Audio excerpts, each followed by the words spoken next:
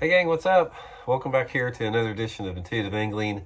Thanks a lot for checking today's video out, much appreciated.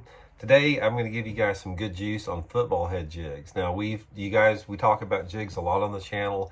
We haven't talked a lot about football head jigs in the past, but we're going to start doing a little bit more on them because they're really a versatile lure category that everybody needs to know how to fish. And I'm going to show you guys, I'm going to actually build a football head jig, how I like to set it up, and I'll show you the way that, I like to put it together and give you guys some tips and advice on where to fish it at. I think it's going to add up to some good fish for you guys. Real quick, just a couple different housekeeping tips, guys. Just wanted to remind everybody, please, if you haven't had a chance, check out our Fish the Moment lake map breakdowns. We got a bunch of great winter map breakdowns on the site there. We can also build you a personal map. I'll include the Fish the Moment link in the description where you guys can check them out there. And also, daily reminder, please visit our View Product Shopping tab on the video. When you see the video, click on, you'll see a little thing that says View Products. And one of the best ways, if you guys want to help out the channel, the best way you can do it is to check those products out that I list on there. And you got to click on them twice before the channel gets any credit for it. If you just click once, we don't, but click on a product, and when it comes up, click it again, and that's a good way to help the channel out there. Much appreciated. Okay, guys, football head jig, man. I've learned a lot about football jigs from two different people. The first person was a good friend of mine that just passed away this past year. Seems like so many people I know are passing away, but Frank Divis. Frank was a co-angler on the FLW Tour for many years. He won several FLW events. One of the most successful co-anglers of all time, and his claim to fame was football head jigs, and he practiced with me for several years. I learned a lot from Frank on it, and also Johnny Schultz with Fish the Moment, guys, is probably arguably one of the top football head jig anglers in the United States, and I've learned a lot about football head jig fishing from Johnny. So we'll get into this. So the first thing I'm going to do is I'm going to show you guys how I like to set them up, and we're going to get into that a little bit, how I like to modify them. Now, I got my glasses here, yeah. First thing to do on this is get your football head jig, your football head. Now, 99% of the time I use a 3/4 ounce model right here. Some guys use a half ounce or a half ounce or a 1 ounce model. I found out that I get more bites on a 3/4 ounce model than anything. You want that extra weight because the weight allows you to cover a lot of water. I mean, you can cover water, it doesn't matter if it's 5 foot deep or 20 foot deep, really efficiently with the 3/4 ounce. And I like a 3/4 ounce a little bit better than the half ounce or a 1 ounce because the 3/4 will allow me to cover more water than the half ounce, and also allows me to keep the bait in contact with the bottom. But the 3/4 ounce does not get hung up quite as much as the 1 ounce. I get hung up a lot in the rocks on a 1 ounce, so I like that 3/4 ounce head. And most all the time I'm using some type of a brown or green color on there. Now the next thing I do is put my skirt on. I like a rubber skirt, sometimes a living rubber like we have on the Block It Old School jig. But one of the things I do like about silicone for a football head jig is it gives you a little bit more versatile color options, because a lot of times I'm fishing a football head jig in a little bit cleaner water than I do with my pitching and flipping block it jig. Sorry guys, we got the crud around the house here, so did a little coughing. So my favorite is some variation of green pumpkin. I don't get real particular on it. I like a green pumpkin. Peanut butter and jelly colors are real good, but you can't go wrong with some type of green. So I just make my green pumpkin skirt, and I'll put it up on the jig here. Then I'm going to show you how to trim it a little bit before we put everything on it here. One of the things once you get your jig skirt on is make sure it's uniform around the whole skirt. You want it for equal representation like that. So the next thing I do is go to my trailer. Now guys, there's a lot of different trailers that people use with football head jigs. Most all of them have some type of an appendage, curly appendage on them. My favorite is this Zoom Z-Craw. All the stuff that I'm talking about here, guys, you can get it at Baitworks. I'll put the Baitworks link in the description. It's a good way to help out here. But I get a ton of bites on this Z-Craw, guys. The Z-Craw is not quite as aggressive as like a Zoom Speed Craw or a Rage Craw, but for something about it, there's something about the ribs and the tail on it. It just gets me a lot of bites. But one thing I do, this is the full size Z-Craw. I take it and I'll cut it almost in half, like that. I want about half of that off of there. Because on my football head jig, I want a compact jig. I'm not looking for a big bulky thing. So I got about half of it on there, and then I'm gonna trim it up once I get everything on. I'll show you how to trim it.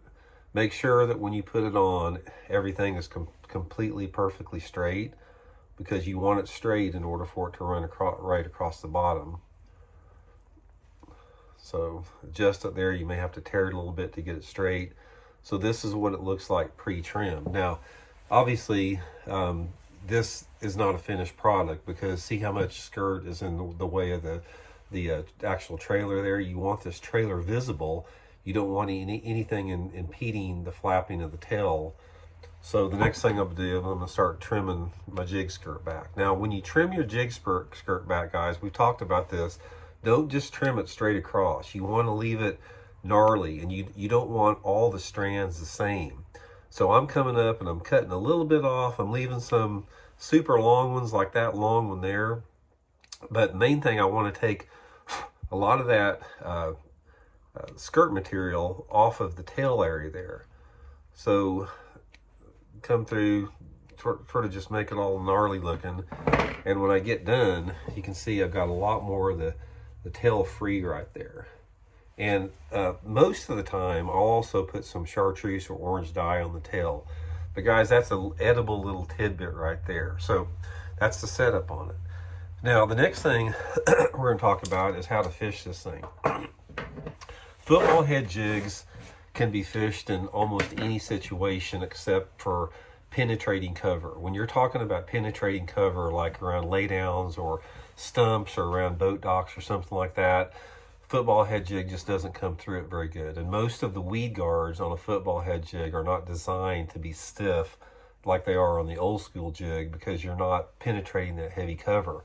So the situations you want to fish the football head jig in are the more cleaner banks. It doesn't have to be, you know, like gravel or mud or something like that, but the cleaner banks that don't have a lot of brush on it. So I'll throw it around main lake secondary points, just down, you know, flatter banks. I'll throw it anywhere that I'll throw a crankbait. One of the good things about a football head jig is if you're fishing, say you were throwing a rocky or a crankbait down a rocky bank, you can do the same thing with the football head jig. Just throw it out on this, like the same angle, like at a 45-degree angle, and just start slowly reeling it along the bottom, pulling it, reeling a little bit, pulling it, the same way you would with a crankbait.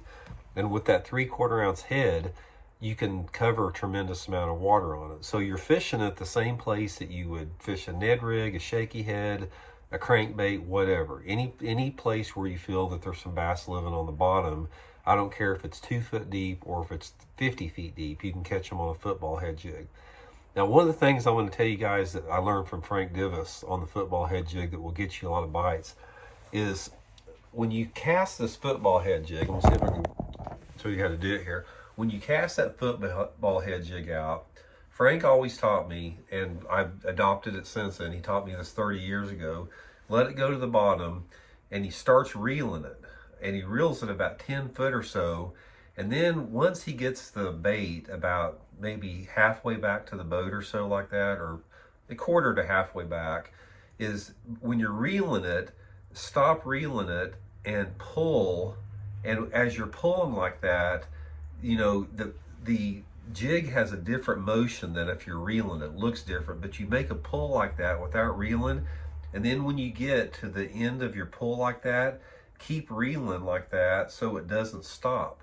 So what's happening is you're reeling the whole time. It's like you don't ever want that football head jig like to come across the bottom like this, like you're reeling it and you're pulling it and stopping it. You always want it to keep moving like that across the bottom. But there's something about that reeling and pulling and then reeling like that, and even if after you have to take the slack out, you want to keep reeling to where that jig is constantly moving forward at different speeds. That's the big key on a football head jig, is to move it at different speeds. And occasionally, once in a while, just give it a quick pop like that. You know, sometime if you have a fish that's tracking it or watching that football head jig, sometimes that quick pop like that will get a reaction strike. But here's the deal on football head jigs and on about any lure that you throw on a good, say a good main lake point. If you're on any lake across the country and you're on a good main lake point, you know, some type of point that's got a creek channel close to it or main lake, deeper water access, there's bass living on every one of those points. And my theory is when you get to like a good primary point, every single cast that you make down there, I think you're getting the attention of the bass. And I think the bass are, some bass may be that far away from the jig actually looking at it. Some of them, you may get their attention and they come within 10 feet of it and swim away. But almost every cast, when you're in a good area, you're going to have a bass notice that football head jig. So sometimes you got to make those adaptations as far as retrieve, popping it, a color adjustment, you know, something like that. So anyway, guys, that's just sort of gives you guys a good foundational, you know, way to start out with football head jigging if you're not familiar with it. And even if you are familiar with it, maybe you learn something that'll help you guys out there. So again, guys, thanks for tuning in. Please hit that subscribe button, man. We're about 200 people away from 95,000 subscribers. Got a big giveaway when that happens. We'll talk to y'all later. See you.